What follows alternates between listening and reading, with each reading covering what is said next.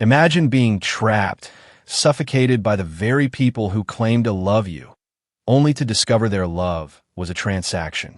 What if the life you knew, the one you sacrificed everything for, was built on a lie so profound it shattered your entire reality? That's my story. My name is Bennett, and for as long as I can remember, I was the walking ATM with an apron grease stain. Since I was 16, I worked 2 jobs, paid the bills, and carried the entire damn house on my back while my siblings slacked. One night, I stumbled upon a document that changed everything. I cut ties, vanished, and the next day my phone exploded. I had no time to answer. I was 26, still in Pittsburgh, pulling back-to-back shifts. Days at a grocery deli in Greenfield, nights stocking shelves at a dollar store off Carson. Every single tip, every spare bit of change, was funneled into a kitchen jar labeled household pot. My parents, Renee and Todd, loved to call me their built-in parent. They'd smile like it was some great compliment. "We don't know what we'd do without you, Ben."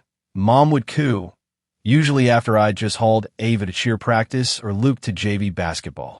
I'd come home to crusted pans, a mountain of laundry, and a list of things only I seemed to notice were broken. "It's just easier if you do it," Mom once told me when I asked why no one else folded towels. "You do it right."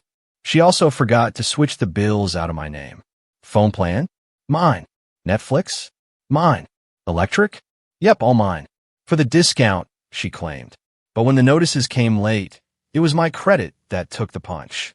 I once found a red envelope, a final notice buried under pizza coupons. When I asked her about it, she just waved it off. "Oh, that? Yeah, I meant to pay it. You got better credit anyway. Ours is shot." Dad ran a landscaping business, small but honest, he'd say, except when he'd toss me his truck keys at 9 p.m. "Go pick up that blower from the shop." Forgot again. Then he'd ask if I'd chipped in for gas lately.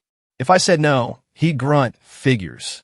One time I wanted to sign up for boxing classes. Cheap, nothing fancy. Dad barked, "We need that money for bills." Mom jumped in. "Gym is a luxury. Family comes first, right?" Their idea of family first meant the fridge was stocked for the twins. Ava had oat milk and brand-name granola. Luke got protein powder. Me? I got off-brand mac and bruised bananas from the discount bin.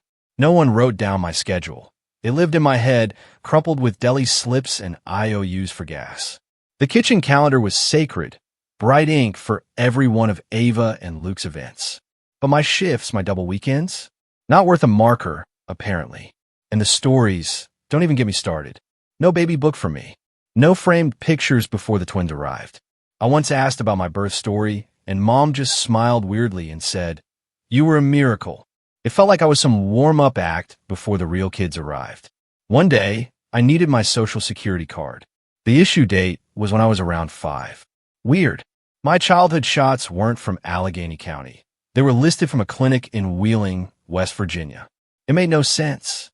There was this old plastic folder on the laundry shelf, labeled insurance/taxes. One time, I brushed it aside and saw a page sticking out. One word at the top, decree, in bold. I didn't touch it, but it stayed in my head. Then Mrs. Wan, the neighbor, caught me one morning. "You were so quiet when you first came to live with them," she said, then clamped her lips shut like she'd swallowed her tongue. Every time I cooked something actually good, Mom would wag a finger. "Don't get fancy. Save that for people who pay your wage." Then she'd snap. It was like I was a restaurant playing it right. So yeah, that was my life. Built-in parent, built-in driver, built-in maid. But not once, not ever, did I feel like their kid. I started showing up at the Hill District Community Kitchen on Tuesday and Thursday nights, right after my deli shift. No one there cared how tired I looked. They just handed me an apron and pointed to a sink. I chopped onions until my eyes burned, stirred massive pots of chili, and helped serve trays to folks who said, "Thank you," like it truly meant something. It felt like breathing room. No calendar packed with someone else's plans. No fake family first line. Just sweat, heat, and food. And it was mine. Mr. Delgado ran the place. He didn't bark, he watched. On my third night, I adjusted the vinegar in a chili pot. Just a splash, and it balanced out. Delgado clocked it, said nothing for a minute, then leaned over. "You've got a real palate, kid. I'll cover your classes if you show up and grind." I just nodded because if I'd opened my mouth, I might have choked. The next night, he handed me a used serve-safe book, pages bent, notes in the margins. He'd walk me through it, he said, and basic knife skills too. But I had to do the work. Then he looked me straight in the face and said, "Stop wasting time arguing with people who like your labor, but not your future." It landed hard. I've been too deep in my grind to see it, but yeah, he saw right through it all. I told my parents over dinner, already knowing how it would go. Still, I tried. Delgado wants to sponsor me for kitchen training. I'll be taking classes 2 nights a week. I'll still cover rides for the twins. Just need a little flex. Mom didn't even look up from her phone. Who's going to handle their rides when you're at class? The house doesn't run itself. Dad chimed in, "Don't get big ideas, Ben. Just be reliable at the deli. That's what matters. That's where the money comes from." They didn't ask who Delgado was. Didn't ask what I wanted to learn. Just shut it down like I was talking nonsense.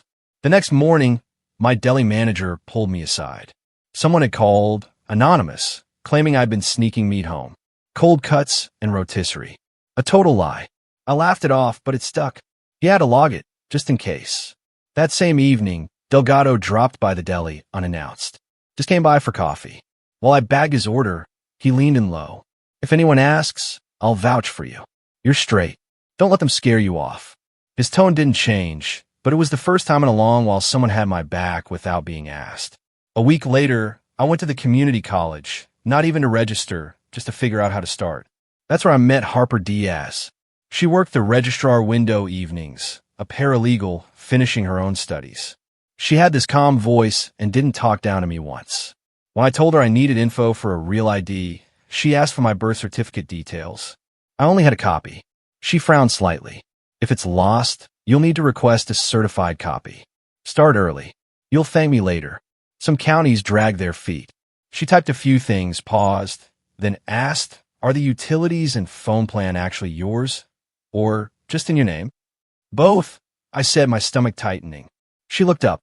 "If other people use the accounts and the payments fall behind, that's on you. Just be careful, okay?" She didn't say it like a warning, more like someone who'd been there and saw it coming. By the way, if you're still with me, make sure to hit subscribe. More unbelievable stories are coming.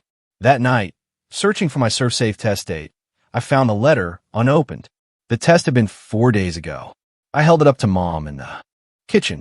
"You get the mail every day. Why didn't you give me this?" She glanced at it, shrugged. "Must have slipped. Don't blame me if you're not organized." She didn't blink, just went back to stirring her tea. I rebooked the test myself. Delgado said he'd cover the cost again, but only this once. Show up next time or don't bother. His eyes were steady.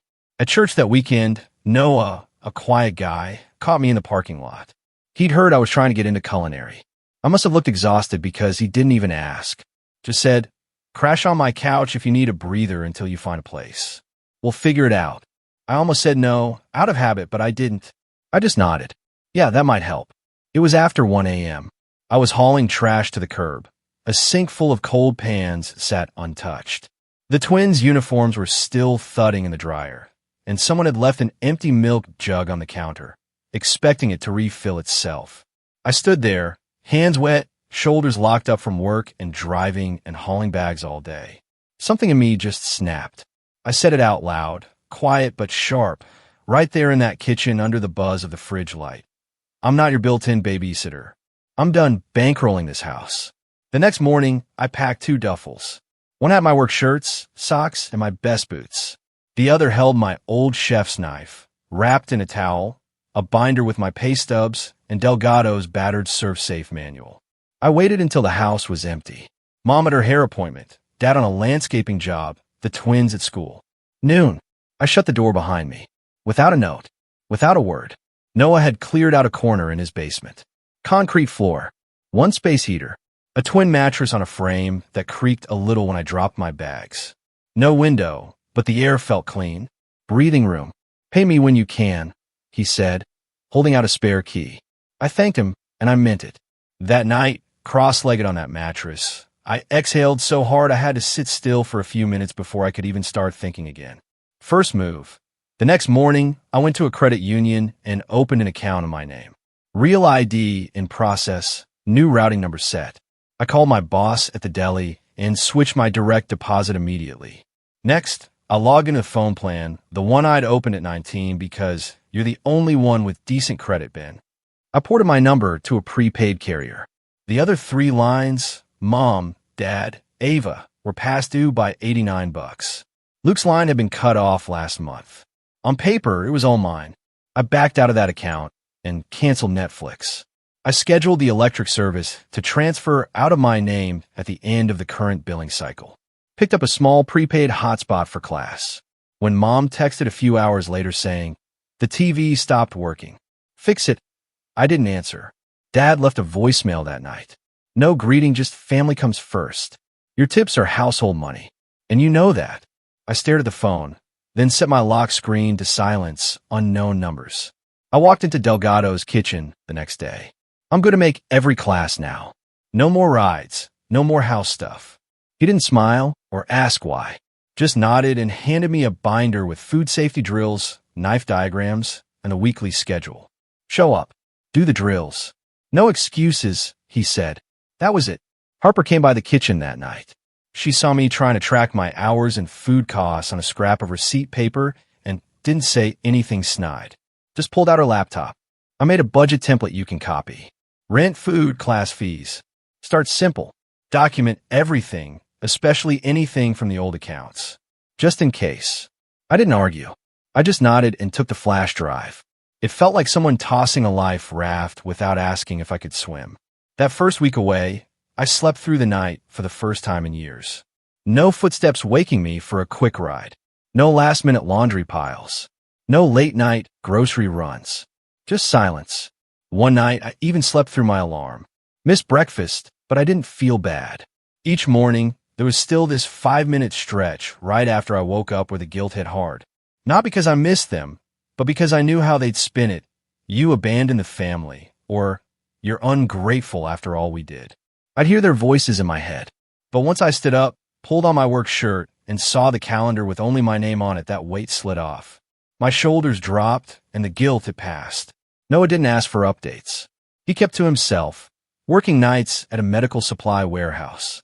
Every few evenings, he'd tap on the basement door and drop off extra leftovers, or just sit for a few minutes before his shift. Never pressed, never judged.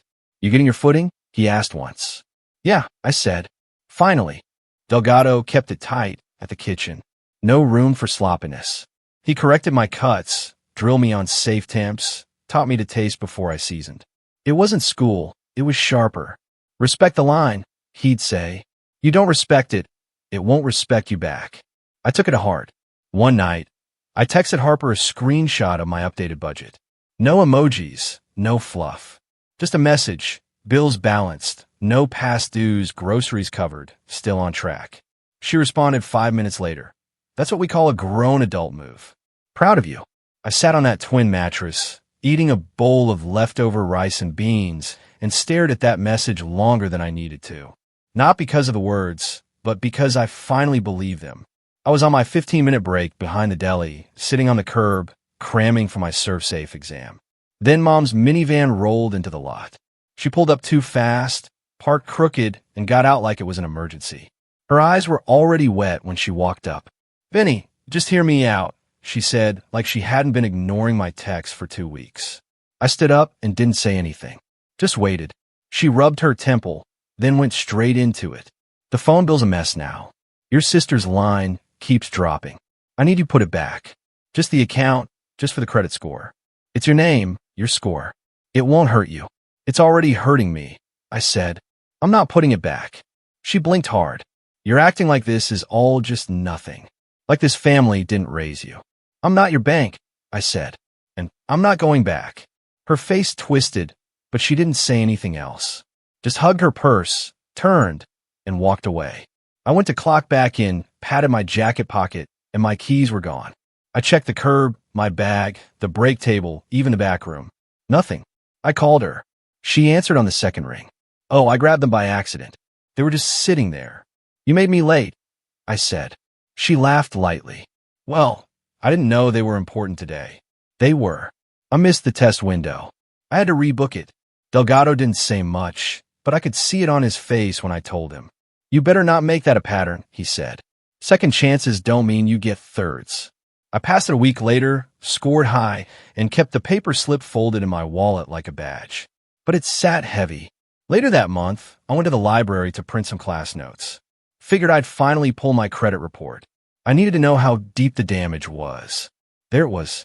A store card I didn't open, under my name, with a balance of $1,182. Opened 4 months ago. Same home address I just left. I stared at the screen, fingers frozen. It was in my name, my SSN. My problem. I printed it out and took the bus straight to the kitchen. Harper was there, doing homework in the corner. I dropped the printout in front of her. That's not my debt. She read it, jaw clenched. We can dispute this. Also, you need to send them a cease and desist. If they use your info again, it needs to be on record. We sat down at her firm's copier the next day and drafted the letter. Clear, direct. Stop using my identity for accounts or credit. She helped me get it notarized and sent certified. I still remember her saying, "This isn't spite. It's protection." Delgado backed me too. When I told him, he pulled a wrinkled letterhead from his drawer. "Tell me what to write. I'll sign it. I've seen you clock in, work clean, hit deadlines. If it goes to court, I'll say what I know." I filed a small claims case the same week. Went downtown, waded through metal detectors, and handed over a folder with copies of my bank statements, ID, credit report, and a screenshot of the disputed card. The clerk stamped everything. "You'll get a hearing date within 6 weeks." That night, I got a text from Mom. "You're tearing this family apart over a piece of plastic. Hope you sleep well." 2 days later, Dad called from a block number. His voice was calm. Too calm. "Just put the Netflix back. Your sister's stressed. All this overreaction for what?" I hung up. Delgado put me on steam table prep for the night crew. I stayed late, practicing Brunoise cuts on carrots and celery until my hands cramped. He walked past, glanced down at the cutting board. Clean cuts. That's how you keep the line flowing. I asked him about steam table timing. How do I hold the greens without turning them to mush? "No wasted motion," he said. "Season, taste, adjust. Stop second-guessing. You already know when it's right." I started trusting that. The nights were long, but they were mine. No side eyes, no guilt texts. Just prep, cook, clean, sleep. One night, Harper came by after her shift with a folder under her arm and a hot tea in the other. "Got bored," she said, mocked up a few logos. Something simple. If you ever want to put a name to what you're doing. I flipped through the pages. Doodles, fonts, a little drawing of a fork next to a skillet. It hit harder than it should have. I asked if she ever thought of opening her own thing. "Not really," she said. "My mom tore everything I liked apart before I could finish it. Got good at not starting. We didn't go deeper than that. Just talked sauces for a while. Safe ground. Real ground." A couple of nights later, Luke texted from a new number. "Mom says you stole from us." I stared at the message a long time. Thought about the phone bill, the late electric, the debt in my name, the rides, the drained credit. I replied, "I didn't. You know me." That was all I wrote. I didn't add anything else, and I didn't wait for an answer. The sun hadn't even cracked the sky when I parked outside the warehouse space in the Strip District. My Cambros were stacked in the back seat, labeled and taped down tight. I carried them in one by one, shoulders burning from weight and nerves, and set up my station near the back table by the utility sink. Pulled chicken with tangy slaw, pierogi hash with hot honey, and roasted carrot salad with mustard vinaigrette. That was my lineup. Delgado handed me the keys to that corner. "Don't overthink it. Just feed them." I taped a line diagram to the wall, labeled every tray, and double-checked holding temps like it was a state exam. Harper was already up front, setting up the sign-in table. She looked at my labels, raised an eyebrow, and smirked. "You label the tongs?" I shrugged. I like knowing what goes where. She handed me a Sharpie. "Then you missed the sauce ladle. Get it together, chef." The volunteers trickled in around 7. Neighbors from a hill, a few church folks, a couple of food bloggers with camera gear that looked more serious than they needed. I kept my head down and my station clean. No extra chatter, just hot food, full plates, wipe down, repeat. Then a volunteer tapped my arm. "Do we have a copy of the permit on site? City guy might swing by." Someone said it's missing from the binder. My stomach dropped. Delgado was off fixing a fryer, and the binder was nowhere in sight. I scanned every table, trying to stay calm, but my pulse was jackhammering. That pop-up could get shut down in 5 minutes over a missing page. Harper clocked the look on my face from across the room. She jogged over, already unzipping her tote. "Breathe. You're covered." She pulled out a folder and slid it across the table. Copies of my serve safe, the pop-up notice, and the temporary health permit with today's date highlighted. I grabbed it with shaky hands. "Got your back," she said, then went back to her table like it was nothing. By mid-morning, the room was packed. Steam clung to the windows. Music bumped from somebody's Bluetooth speaker. The slaw was getting low, so I doubled the next batch and went heavier on the vinegar this time. Plates kept coming back clean, which is how I knew I wasn't screwing it up. Some guy from the local event board came around mid-shift and told us there'd be a mini cook-off added to the fundraiser. Comfort food category. Quick vote. No entry fee, just for fun. Delgado clapped once and shouted across the kitchen, "You and Bennett." I nodded. Already knew what I was submitting. Pierogi hash, caramelized onions, diced kielbasa, hot honey drizzle. Pittsburgh enough to feel familiar, but mine. At the end of service, they read off the winners. My hash took. First, they handed me a little envelope. Microgrant, $2,500 plus a shout-out in the East End neighbor blog. I stood there, holding it like it might vanish if I blinked. Delgado clapped me on the shoulder. "You earned that. Don't spend it on anyone's phone bill." I laughed, short and sharp. But yeah, I heard him loud and clear. The buzz was still in the air when I caught sight of someone standing too close to the coffee table. Dad, in his faded landscaping jacket, talking to one of the church volunteers like he owned the place. "He owes us," I heard him say. "We raised him. Duty doesn't end just because you get a little attention." I was ready to walk over and end it. But Noah beat me to it. Didn't say a word, just stood next to me. Arms folded, eyes locked on Dad until he got the message. Dad turned, mouth half open, then saw us both, and left without saying another thing. After cleanup, I sat on an overturned milk crate, my back aching, grease under my nails. A guy with a small food truck came over.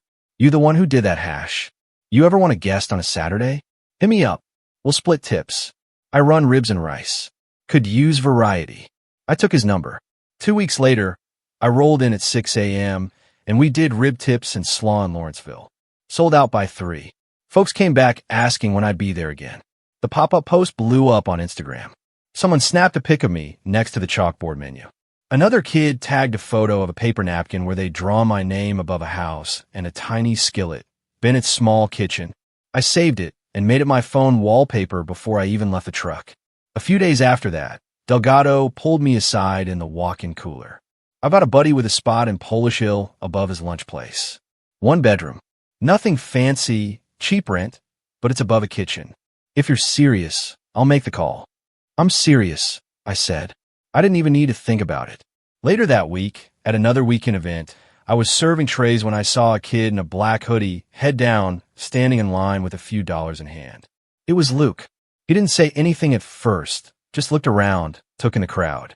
Then he said, "Slaw is hitting hard. You make this?" "Yeah," I said. He handed over crumpled bills and took his plate. "Tastes better than what we got at home," he added. "Just saying." He walked off before I could respond, but I saw him finish the whole thing. That night, driving Noah's old Civic, windows down, the air hitting us, I had grease on my shirt, tips in my pocket, and a win I didn't know to anyone but myself. Noah was laughing about some guy who tried to trade 3 pickles for a second plate. I was laughing too. Couldn't stop, actually. It felt good. It felt earned. I needed a certified birth certificate for my real ID and the final culinary enrollment form. The school had already let me register for classes, but they flagged it. No certified copy on file, just a scan I had from years back, folded and faded. I texted Mom, short and to the point. "Need my birth certificate, state copy, real ID deadline." She replied a few hours later. "Must have filed it somewhere safe. I'll let you know when I find it." She didn't. A week passed. Then another. Nothing. Then one afternoon, she sent a message out of nowhere. "Your last box is in the laundry room. I'll be out from 3 to 4. Doors unlocked." No hi. No apology, no mention of the birth certificate. But I knew that window meant I wouldn't have to see her face. And that was good enough for me. I parked across the street, went in quiet, and didn't linger. The box was right where she said, sloppily duct-taped, my name written in faded Sharpie. I had my hand on the doorknob, ready to walk out when I stopped. I looked at the laundry shelf. That plastic folder with the label insurance/taxes was still there. I'd seen it 100 times, shoved between dryer sheets and old files. I pulled it down. It felt heavier than I remembered. I opened it and saw the word decree in bold. Underneath it, adoption final decree. I kept flipping. There was an amended birth certificate with my name, same first and last, but the issue date was years after I was born. Parents, Renee Bennett and Todd Bennett. Next page, an immunization card from a pediatric clinic in Wheeling, West Virginia. Not Allegheny County. Not Pittsburgh. Wheeling. I checked the SSN paperwork inside, too. The issue date lined up with when I was about 5. I just stood there holding it all, hands cold. There's a difference between having suspicions and seeing it printed on state forms. I remembered what Mrs. Wan said once when I was a kid. You were so quiet when you first came to live with them. She'd clamp her mouth shut after that, like she'd slipped. And Mom, during every argument when I pushed back or said no to something unfair, always fired the same line. We saved you. You owe us now. I knew exactly what she meant. I took photos of everything, one by one, clear, centered, time-stamped. Then I put it all back exactly how I found it and walked out with the box like nothing happened. I texted Harper on the bus ride back. She met me at the basement later that night. Didn't ask questions at the door. Just sat on the edge of the mattress. Let me drop the box on the floor and waited. I showed her the photos. She scrolled through them, not reacting. Then she asked, "Want me to help you call the county clerk?" "Yeah," I said. "I want a certified copy. I want whatever the agency can tell me." She nodded once and opened her laptop. "We'll request non-identifying info." "You got the right. Closed case or not." I stared at my hands while she typed. I didn't feel anything right then. No anger, no tears, just a kind of blank wait. We called the Allegheny County clerk the next morning. I asked if they could confirm a foster-to-adopt case for a kid with my name, born the year I was adopted by Renee and Todd Bennett. The woman on the phone asked for some ID, then put us on hold. Harper muted the speaker. Whatever happens, it's real now. Not just guesswork. The clerk came back 10 minutes later. The file was sealed but active. Finalized when I was 5, right there in Allegheny County. She confirmed the amended certificate and the names of my adoptive parents. That was all she could give, but it was more than enough. Back in Noah's basement, I sat on the mattress, my coffee going cold. It was quiet. The space heater hummed. The water pipe above my head knocked like it always did. There's a difference between suspecting and knowing. Harper didn't say, "I'm sorry." She didn't say, "That's crazy." She just sat next to me. "What do you need next?" I didn't have to think. Certified copy. Enrollment done. Keep my head straight. She nodded. "Then we'll do it." I went to the kitchen that night and told Delgado everything. Straight up. No drama, just facts. He didn't blink. "This isn't who you are," he said. "It's just where you came from. This is the part where you pick what your life is, not what you were told." That night, I slept harder than I had in months. Not because everything was fixed, but because the fog had finally cleared. It didn't feel like walking in circles anymore. The map made sense now, and I knew where I didn't want to go back to. Dad called early Sunday. Way too early for someone who never called first. My phone buzzed just after 6 a.m. "Come home for breakfast," he said. "Just you and me. Talk a little." I said I'd meet him, but not. At the house. He offered a diner by the river, the one near the train yard that hadn't changed in 30 years. Vinyl booths, metal napkin holders, and burnt coffee. I got there first and grabbed a booth in the back. He came in wearing the same navy hoodie he always wore for landscaping jobs, dirt still crusted on the sleeves. He sat down across from me and didn't look at the menu. The waitress poured coffee and walked off. He took one sip, then leaned back. He didn't ask how I was, didn't mention the last 5 texts I hadn't answered. Instead, he sighed. "The house is falling apart." I waited. He kept going. "Your mom's behind on the electric. The phone plan's disconnected. Netflix is gone. The fridge went out, and we had to throw everything. Luke's missing school, trying to take Ava to practice. They're overwhelmed." I stayed quiet. Then he added, "We saved you, you know. Don't forget who raised you." "I didn't forget," I said. I also know now about the adoption, the amended certificate, all of it. He blinked once like that caught him off guard, but only for a second. Yeah, he said quieter. We did foster to adopt. Got a little help for a while.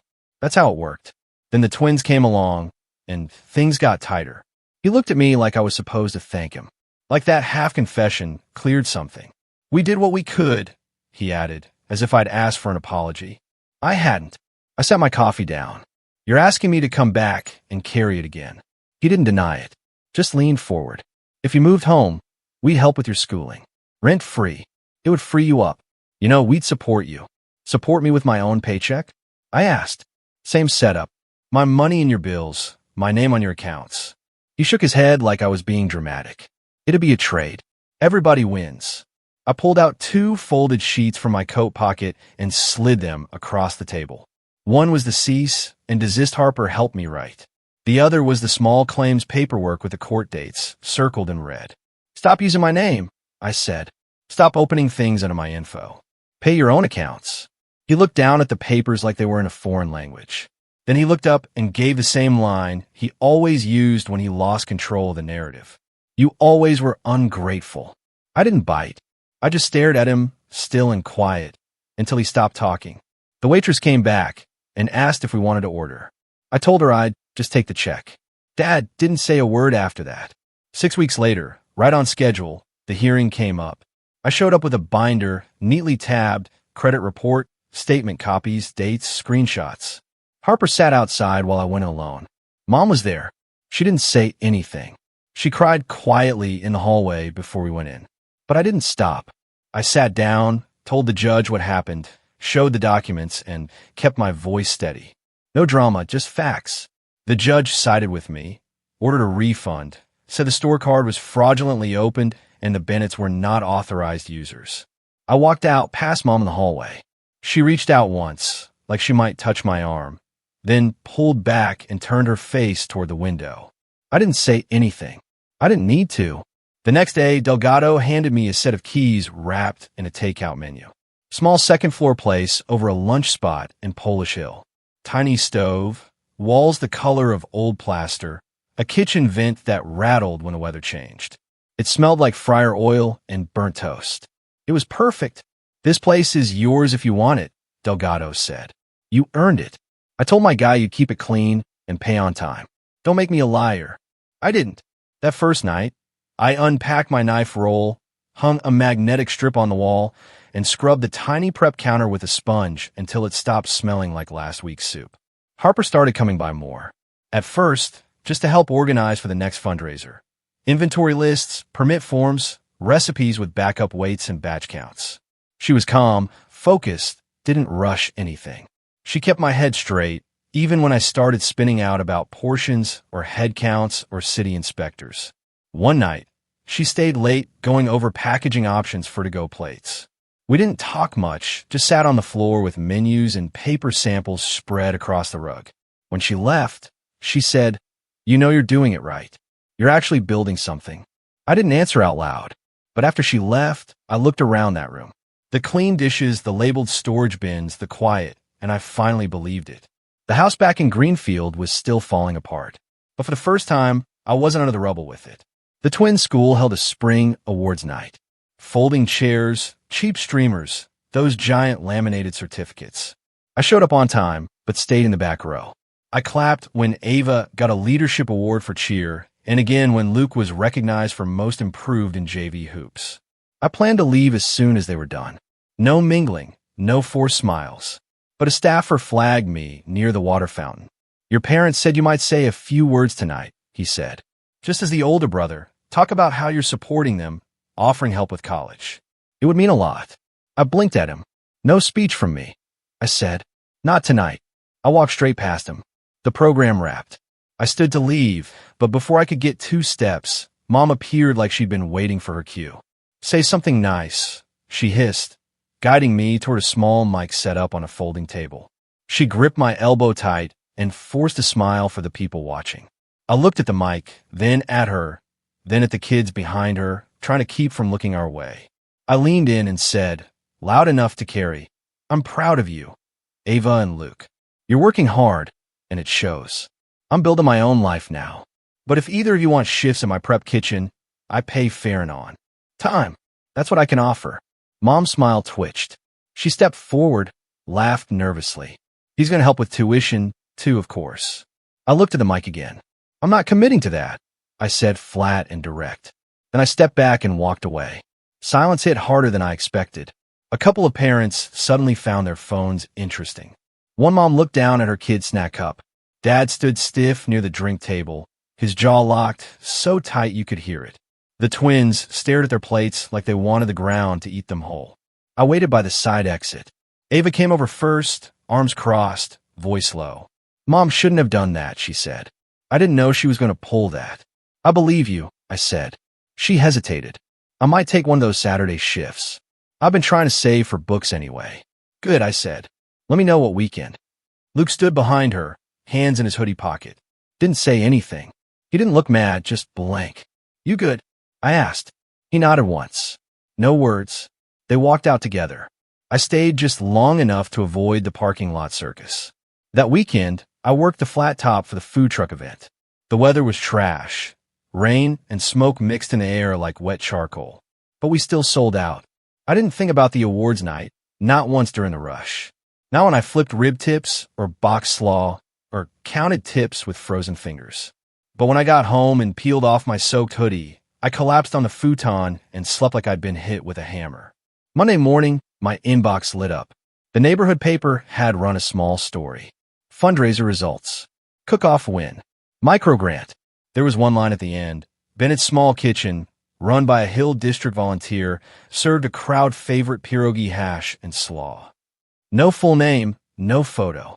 Just enough. I stood in my tiny kitchen, fridge humming like a distant truck, and reached up to the magnet board. Pulled out a doodle logo one of the kids had handed me at the last pop-up, a fork next to a crooked little house, and stuck it dead center. That was mine. Didn't matter if it looked like a middle school art project. I looked at that magnet the same way I used to stare at my first pay stub back in high school, when I bagged groceries and thought $24 was a fortune. It wasn't about the number. It was proof. After the awards night, I went home and made a list. Not a wish list, not a dream board. A cleanup list. First thing, I closed every single utility account still in my name. Phone, electric, internet. Done.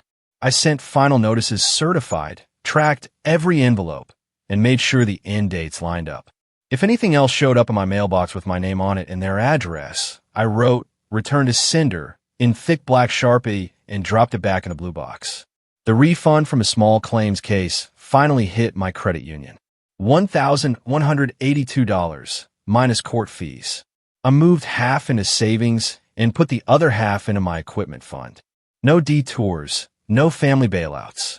That money had a job now. Harper helped me knock out the last pieces of the fraud report.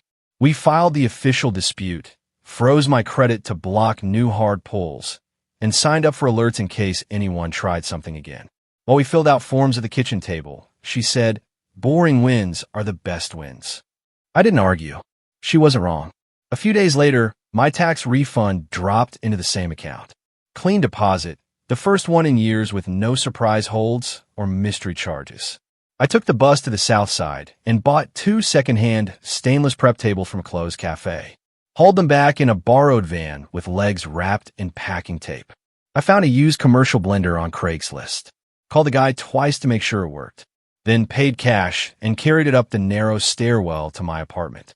Nearly threw out my back, but it made it to the counter in one piece. I registered a DBA, Bennett's Small Kitchen, and filed for a basic event permit. Delgado signed on the paperwork as my mentor. No hesitation. His signature on that form meant more than a whole year of "we're proud of you" from anyone else. That little one-bedroom over the Polish Hill lunch spot stopped feeling like a crash pad and started feeling like a real space. I shifted the futon against the far wall and set up the prep tables under the window. When the street got quiet at night, I could hear the lunch spot's hood vent humming below like white noise. It was better than silence. It meant work was getting done. Then, one Saturday, Ava texted and asked if I still needed weekend help. I gave her prep tasks: wash produce, label containers, stack trays in order. Nothing fancy, but I didn't babysit her either. She knocked it out without attitude and left with a clean white envelope of cash. No promises, no guilt trip. Luke came the next week. Just showed up at the door in hoodie. Didn't even text first. I handed him a dish towel and pointed at the stack by the sink. He didn't complain, didn't ask questions. Just got to work. We didn't talk much, but he didn't look away when we passed each other. That was enough for now. It was a rainy Thursday when Harper showed up with a suitcase and a few taped-up boxes from her mom's place. She didn't make a speech or ask for permission. Just walked in, set her stuff down by the futon, and said, "Dinner's on me if you're good with pasta and canned sauce." We boiled water, split the sauce, and ate sitting on prep stools with our plates balanced on upside-down mixing bowls. After, I cleared out a drawer in the dresser and didn't say a word about it. She noticed. That was all it took. The next day, we put up a magnet board. Orders on one side, bills on the other. I stood there looking at it for a full minute. Everything had a place. Nothing was on fire. Delgado stopped by that weekend to drop off a box of extra core containers. He poked his head around. "You've got a shot," he said, checking out the setup. "Keep it about the food and the books. Don't get lost in anything else." "I won't," I said, because finally, for the first time, I actually believed that was possible. The envelope came certified. One from the county clerk with my certified birth certificate. Another from family court with the finalized adoption decree. I didn't frame them, didn't light a candle or sit in silence. I slid them into a fireproof envelope, sealed it, and tucked it under the sink next to receipts, my vendor permit, and the backup keys for the blender. That was where the important stuff lived now. Right where I could reach it, but out of the way. 2 days later, my phone rang again. New number. I let it go to voicemail. Same number rang again the next morning, then again that evening. I answer on the fourth call. "You're cold," Mom said. No greeting, no question. Just that. "I'll meet you in public," I told her. Neutral ground or not at all. She didn't argue. Just texted a time and location. Coffee shop near the East Busway. Neutral enough. They were already there when I walked in. Sat across from each other at a tiny table, hands folded like it was a contract negotiation. Dad looked tired but didn't say it. Mom had her coat draped over the back of the chair like she planned to stay. I sat across from them, didn't order anything. Dad leaned forward first. "Come home." "No," I said. No hesitation. He looked at Mom, then back at me. "The twins need help. The house." "I know what the house needs," I said, "but I'm not the answer to it." I let it hang there, then added, "I'm grateful you took me in." "I am. I don't forget that. But I won't fund your house or babysit your life. Boundaries aren't punishment. They're how this doesn't keep burning." Mom crossed her arms. "We thought you'd understand." Her eyes were dry, voice flat. "We saved you," she added. I stood up. "I'm grateful you took me in," I said again, this time louder. But gratitude isn't servitude. Neither of them follow me out. A week later, I got a text from Luke. Short, just a sentence. "We're actually doing chores now. I get why you left." "I'm sorry." I stared at it a long time, thumb hovering. Then I wrote back, "Proud of you. Shifts open this weekend." Harper came home that night with a cheap little plant in a plastic pot. One of those grocery store succulents that barely needs water. She set it by the window between the spice rack and the backup roll of paper towels. We ate leftover slaw and watched a game on the old TV we'd picked out together off Facebook Marketplace. It still had someone's name written on the remote in Sharpie, but it worked fine. The magnet logo, a fork next to a crooked house, finally peeled off from the fridge. I didn't throw it away. I traced the outline onto a blank sticker sheet and cut it clean, then pressed it onto the inside of the door, just above the light switch. No spotlight, just mine. That night, I loaded the Cambros into the trunk for a church hall job. 3 trays of roasted vegetables, 2 racks of pulled chicken, sauces sealed and labeled. I locked the door, shut off the light, and stood in the quiet. No half-whispered demands through the vents. No stacked dishes waiting. No schedule written for someone else's life. The calendar hanging on the wall listed nothing but my orders, my invoices, and Harper's class schedule. That was the house now. It wasn't fancy, just real. What would you have done in my place?